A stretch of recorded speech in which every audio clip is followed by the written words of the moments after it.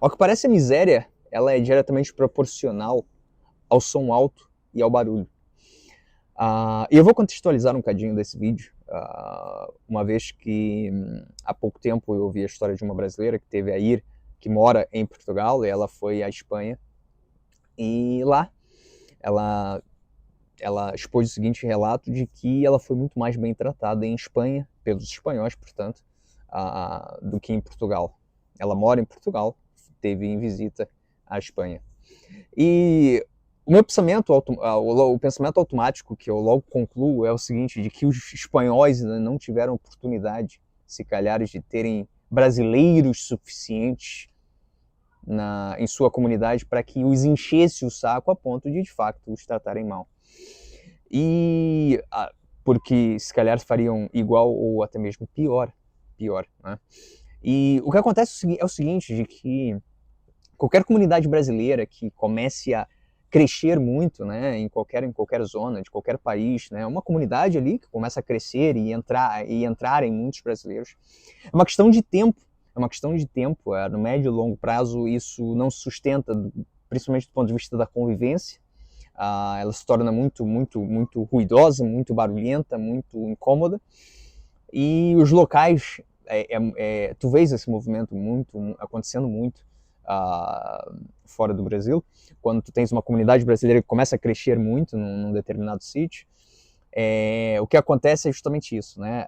O que acontece é que no médio e longo prazo, essa convivência ela torna-se insustentável, uma vez que quase que certamente vai haver problemas de excesso de barulho, som alto e assim por diante, né? Entre outras coisas.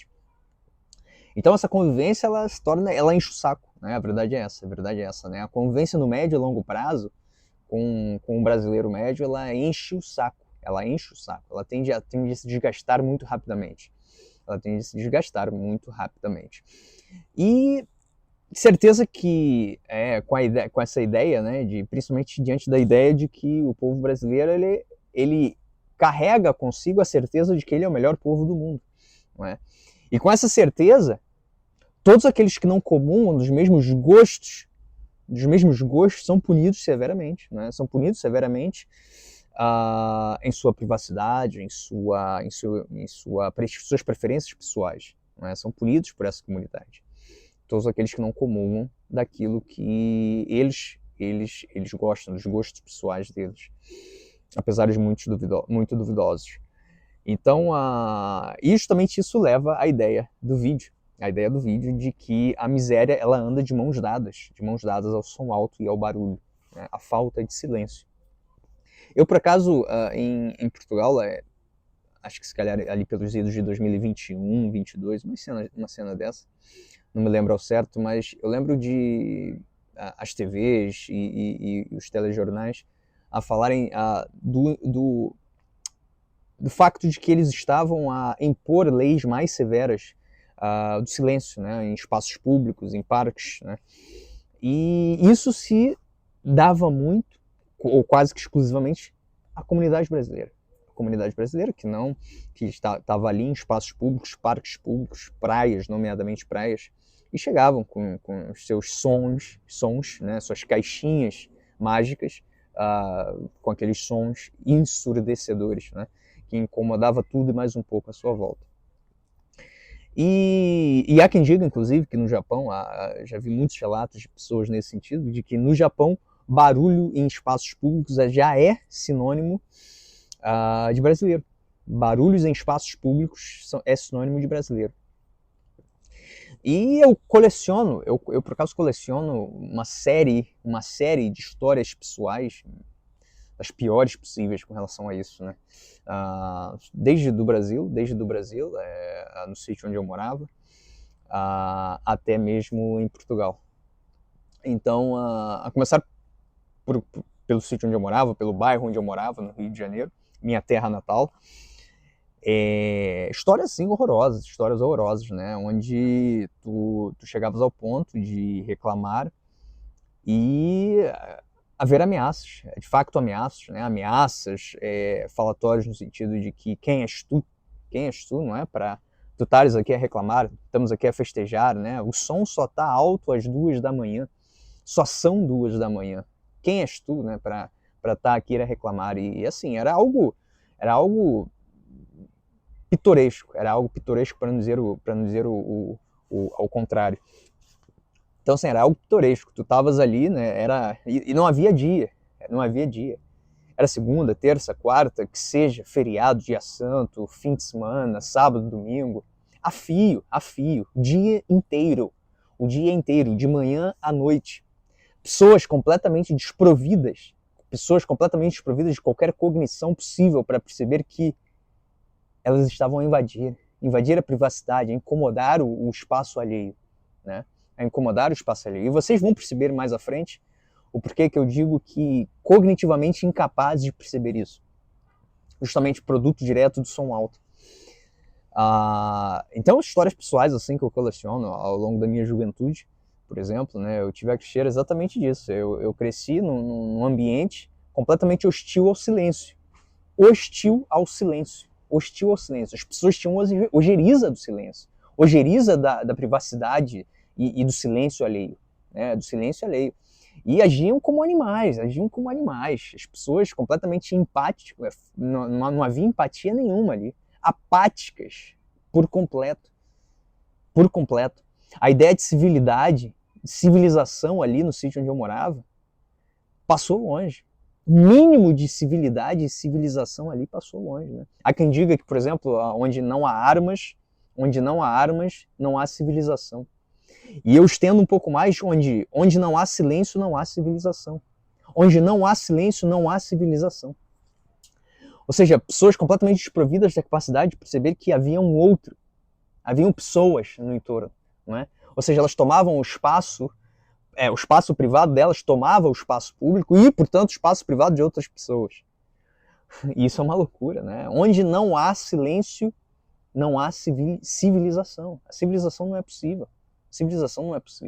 Não é? Qualquer tipo de ordenamento urbano, civilizatório, é impossível. Torna-se impossível, né? E são pessoas incapazes de perceber o óbvio. E, inclusive, em Portugal também, e adivinhem só, com brasileiros, né? Há muitos anos também, tive a oportunidade de presenciar exatamente em loco, pessoas ensandecidas, desprovidas completamente, né, da capacidade de perceber que havia um outro, haviam vizinhos, etc. E a gritarem, né, por conta de times de futebol e os caramba quatro, né? Ou seja, a gritarem ensandecidamente, né, a dispararem palavrões à meia-noite, a 1h da manhã, de uma cidade pequeníssima, né, quase que, eu diria, interior de Portugal. Ou seja, onde o silêncio era ensurdecedor. E essas pessoas, mais à frente, eu tive até a saber que foram, inclusive, punidas com coimas e multas, etc., denúncias e assim por diante. E de fato, é só assim, né? Existe uma mentalidade, e tu começa a perceber o seguinte, que existe uma mentalidade muito tacanha e mesquinha, né? Porque tu começa a perceber o seguinte, né? Tu lembras daquela frase, né? Eu costumo lembrar daquela frase, né? Que se diz muito no Brasil, onde ele diz que quem não gosta de samba, bom sujeito não é. É ruim da cabeça ou doente do pé. Ou seja, não existe frase mais tacanha e mesquinha do que essa. Ou seja, se tu não comungas daquilo que eu gosto, ou tu és doente da cabeça ou do pé. Não existe outra via senão tu és um doente. O problema é tu. O problema és tu. O problema não sou eu. Não é? E é curioso como que samba, não é? Isso tem sempre a ver com, né, não só o samba, mas o futebol, a cerveja, a praia, o carnaval, o funk, né, ao barulho. Né? Sempre em torno desse universo, né? Do funk, do futebol, da cerveja, do samba, da praia, do carnaval, etc. Tem sempre a relação é sempre direta a esse campo de gostos pessoais, né? E é curioso. E é de uma miséria absurda, né? E aí tu começa a perceber que a miséria máxima do brasileiro é de querer mais aparecer do que ser, né? Ou seja, é mais importante tu seres um funkeiro, é mais importante tu pareceres um funkeiro do que tu seres um funkeiro. É mais importante tu seres flamenguista, tu seres de um time qualquer que seja do que tu pareceres daquele time, do que tu seres de fato. Ou seja, mais importante é o aparecer. Eu parecer e aparecer. Do que ser de fato, né? Do que ser funkeiro, do que ser sambista, do que ser raio que o parta. Então essa justamente essa ideia é um pensamento extremamente tacanho e mesquinho por parte do brasileiro. Tacanho e mesquinho. E é curioso como que são sempre aqueles que partilham desses tipos de gostos que partem, né, o atentado que fazem ao silêncio. Né? Nunca, por exemplo, né, eu tenho certeza que toda a gente aí que está a ouvir, por exemplo, tu nunca chamaste o polícia ou tu nunca acionaste nenhuma denúncia com relação ao teu vizinho que estava a ouvir um som alto de uma música gregoriana, de um canto gregoriano, de uma música clássica. Ele estava a ouvir à noite, a fio, às 3 da manhã, som alto, Johann Sebastian Bach, Tchaikovsky. Não. Curioso como que todos esses gostos, eles não se alinham a essa ideia, né? Não se alinham a essa ideia. E eu tenho certeza que ninguém nunca chamou a polícia porque teu vizinho não parava ao longo de um dia inteiro com som alto a invadir a tua privacidade com o tal de um canto gregoriano. Por que será? Por que será? Que geralmente esse mau gosto musical, artístico, etc., estético, ele é ligado diretamente a essa falta de empatia, a invasão da privacidade e tal. Então, portanto, o que tu percebes é que esses gostos, ou mau gostos, por assim dizer, eles estão alinhados diretamente com, né, essa falta de empatia, essa invasão à privacidade, à propriedade, perturbação pública e coletiva. Não é? E por que não também? Sítios onde há muito barulho, e existem estudos a mostrarem isso, sistemáticos a mostrarem que sítios com muito barulho geralmente são sítios onde a ilegalidade e a imoralidade imperam. Ilegalidades e imoralidades estão diretamente proporcional ao barulho, ao som alto. A sítios pouco limpos, pouco urbanizados,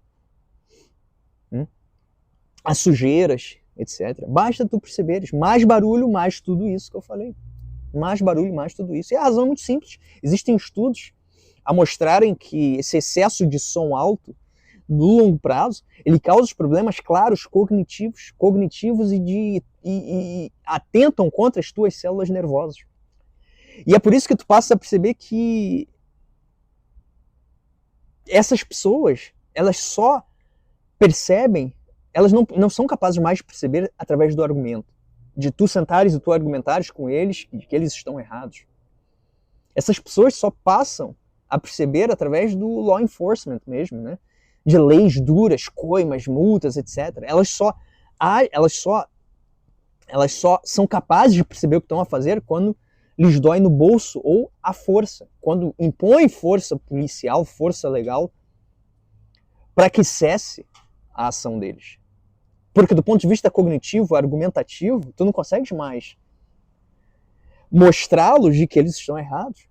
Tu não consegues mais, porque justamente a cabeça deles, a cognição deles, a memória, o sistema nervoso deles já está todo comprometido por esse excesso de som alto, por esse excesso de barulho. Excesso de barulho. E não é à toa, né? Eu diria que um dos estados, se calhar, mais barulhentos do Brasil é o Rio de Janeiro. Minha cidade natal. Né? E não à toa, um dos estados cujo consumo de ansiolíticos é dos maiores. É dos maiores. Onde as pessoas, apesar de pularem carnaval o ano inteiro, apesar de se auto-intitularem os mais felizes do mundo, né, o melhor povo do mundo e assim por diante, são aqueles que mais consomem ansiolíticos. Ansiolíticos, remédios de depressão e assim por diante. Ou seja, as pessoas estão doentes. Então é exatamente isso. Essa ideia, né, de que é impossível tu discutir isso com essas pessoas. É impossível. E no Brasil é exatamente a ideia do progredir, do melhorar, do elevar-se enquanto pessoa, elevar os teus sentidos, os teus gostos artísticos, musicais, estéticos. É sinônimo de tu seres dragado, é sinônimo de tu seres dragado pelo teu entorno. As pessoas irão te puxar para baixo. Quando elas percebem o mínimo de espírito de melhor em ti. Né? Quando tu queres, afinal, ser diferente de toda aquela insanidade do teu entorno, é o que eles dizem. Ou tu és louco da cabeça ou doente do pé. Então, afinal, não há nada mais odioso no Brasil do que alguém, portanto, que queira melhorar.